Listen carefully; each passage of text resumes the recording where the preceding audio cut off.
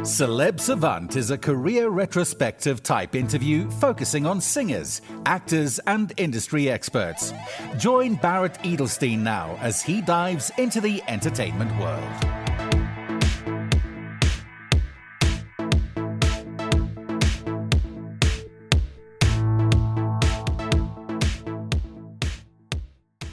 American Robin S. is a true dance icon who placed her first gold single with the worldwide chart-topping smash and dance music classic, remixed with the great success by Stonebridge, Show Me Love. Robin was named Best Dance Artist at the Billboard Awards in 1993, and Show Me Love received the award for Best Dance Single.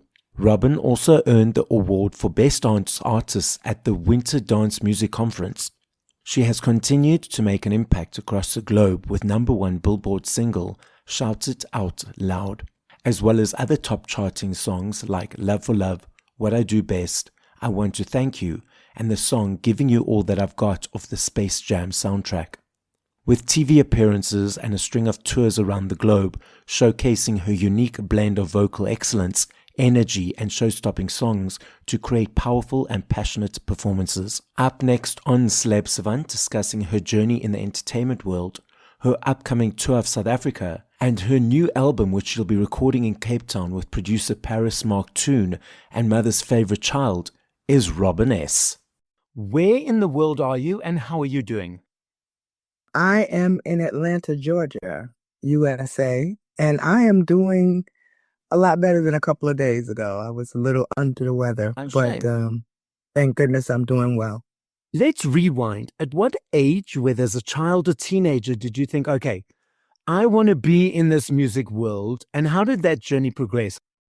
I was 5. I was 5 years old when I knew that I wanted to sing. I didn't know that I could sing, but I wanted to be an entertainer. You see, I was a Michael Jackson fan, a Jackson 5 fan.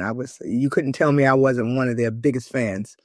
And I knew at that point that they made people feel good. And that's kind of what I wanted to do. I wanted to make people feel good.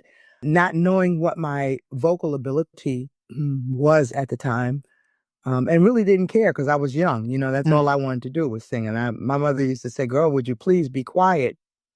You wake up in the morning singing, you go to bed at night singing. Could you just be quiet?" And I couldn't because that's what I wanted to do. So it was a long journey. I stood in front of mirrors with hairbrushes and brooms, acting as if the broom was my microphone, and just testing out what I sound like, what I could possibly do. But the journey was really, I wouldn't say tedious because I'm a child, at that point. And my mother was the one who realized that I had something. Was a singer, and he used to sing with the quartet at the infamous World's Fair. And my mother used to sing a little bit. So it was my mom who really paid attention to my vocal ability. She sent me to have singing lessons. And so I took singing lessons for years with the same infamous gentleman who taught Melba Moore. And I went to him for in my teenage years. And he used to tell me, and I'll never forget this, the ugliest sounds. And I'll never forget that because it's true. So at about maybe 16, 17, my mother sold tickets and rented out a venue and hired a band. And she gave me my first concert. And that's when I absolutely knew that is what I wanted to do for the rest of my life. And how did that concert then allow you to become professional? What were the next steps? Well, my next steps was actually I was at a wedding of my cousin.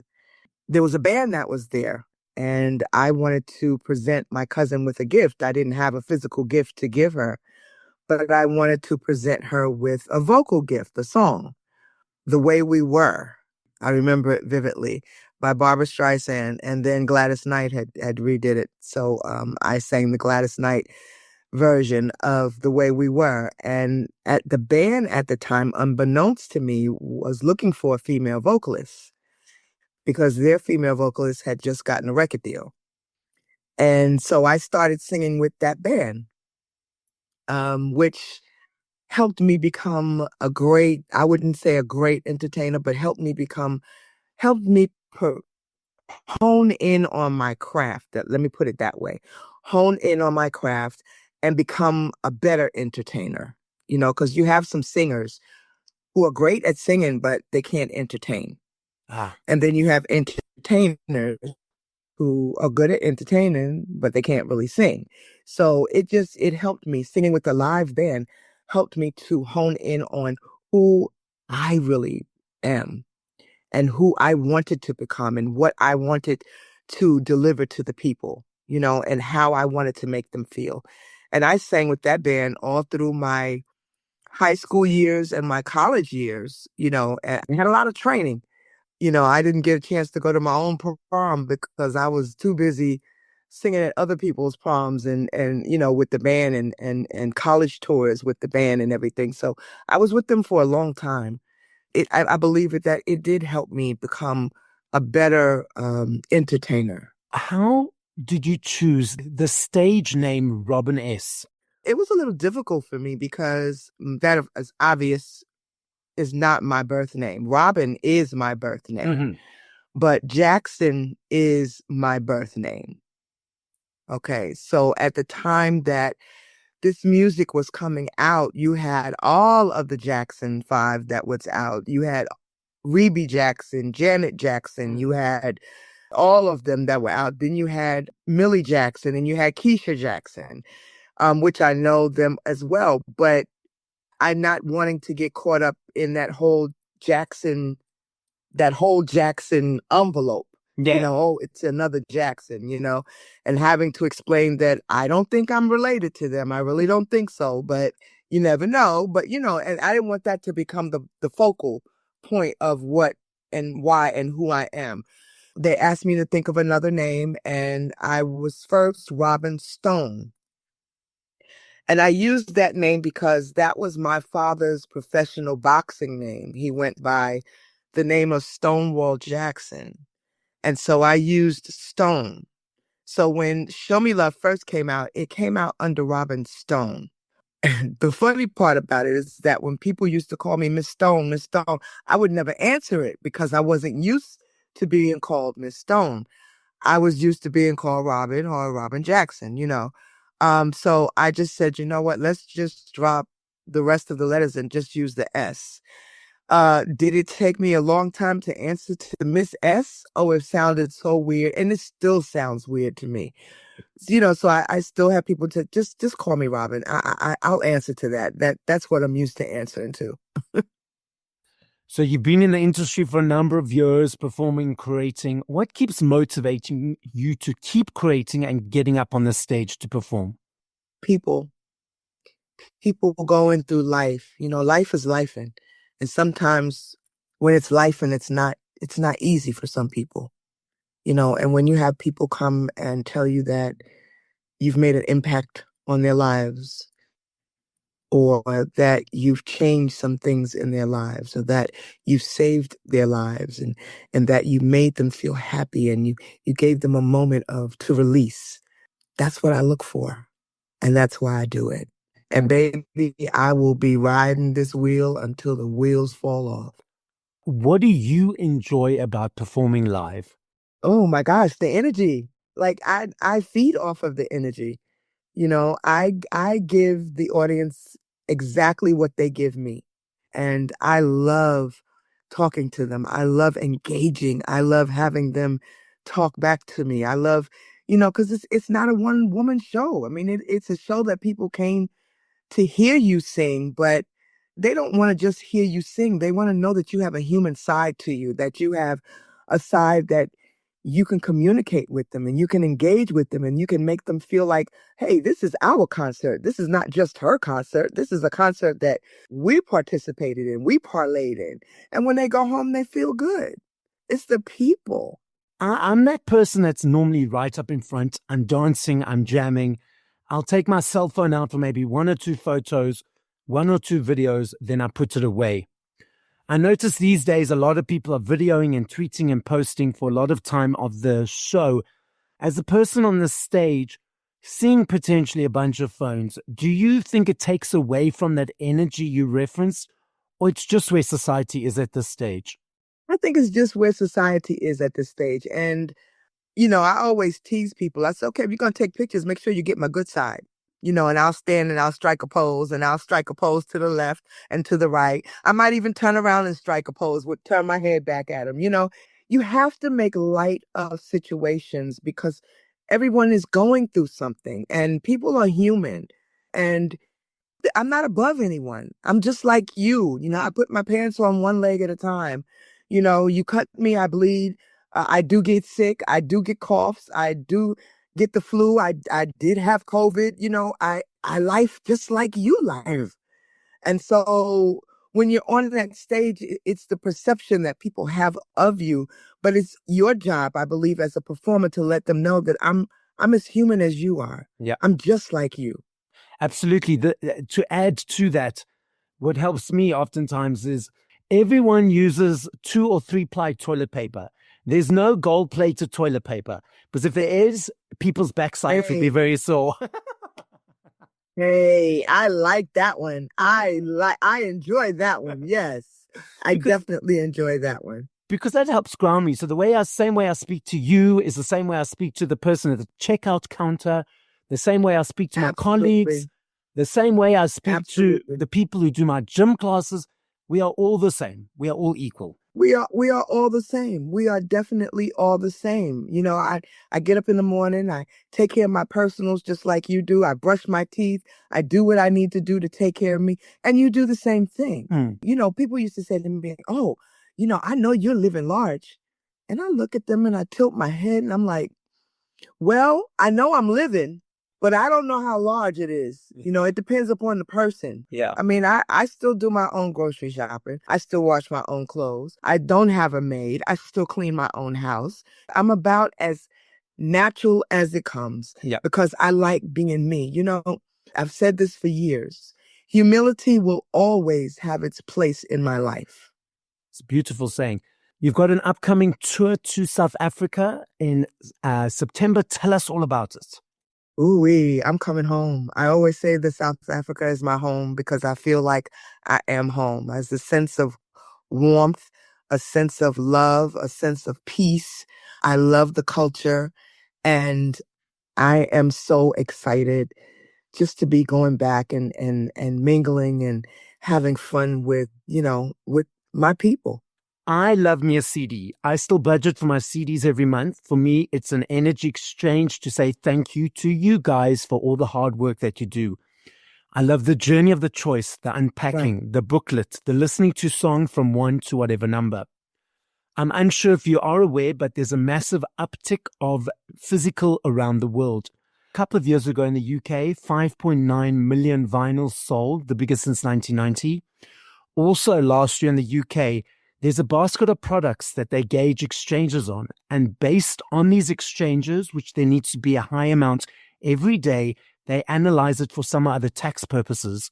And because of the upsurge of CDs again, CDs are now back in the basket.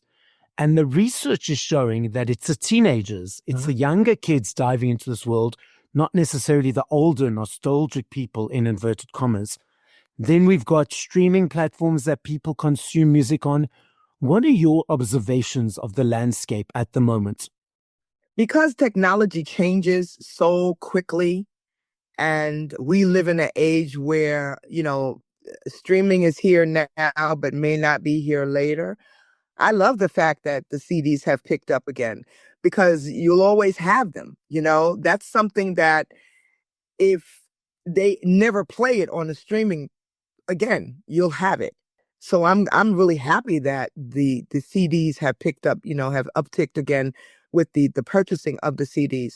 Again, we live in such a vast and fast era of technology that, okay, it's streaming now. Well, what is it going to be in 5 years?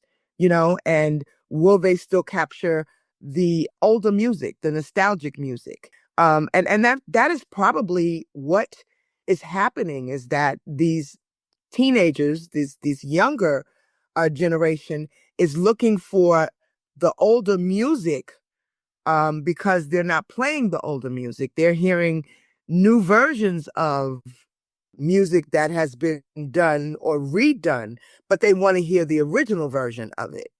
And that's something that will never go away. And if they continue to see these, it'll never go away. I totally agree with you. I understand that you're going to be working on and creating new music. Can you give us any ideas or sneak peeks, or it's still very much in the planning stage? Any new music that you hear from me, because I am a spiritual person, there's always a message in a bottle. I challenge everyone to figure out what the message is. So all the music, to answer your question and to the question that people may have, is messages, positive messages, because we live in such a time where there's so much going on and so much adversity and so much hatred and so much of everything. Is just I'm just overstimulated with it right now. And so I just feel like there has to be people or persons that send messages and deliver messages that are uplifting and up motivating and just give hope. That's what I pray that my music does right now. The new music that's coming out it's giving you hope. You know, if you're looking for a love like mine, here I am. You know, and that's one of the words, some of the verses in one of the songs that I have. Down to tonight, you know, gonna put down our defenses for tonight. You know, those things gives hope, gives love, gives peace. And so I hope that people find the message in the song. I love this game. I know if I had to ask you this question tomorrow or the next day, I know your answer will be different every time. I understand that and I recognize that. I'm not saying favorite, I'm saying top of mind. If you had to push play to 5 other artists once we finish this conversation, just off the top of your mind, who would those artists be? 1 would be Gladys Knight. 2 would be Phyllis Hyman. 3 would be Lettucey. 4 would be Chris Brown. And 5 would be Crystal Waters. Robin, the podcast is listened to throughout the world. As a final message, what would you like to say? I want to say thank you from the bottom of my heart to any and to everyone who has followed me for the last 35 years. It has been a long haul. It has been a long, long haul. But we made it when we made it together.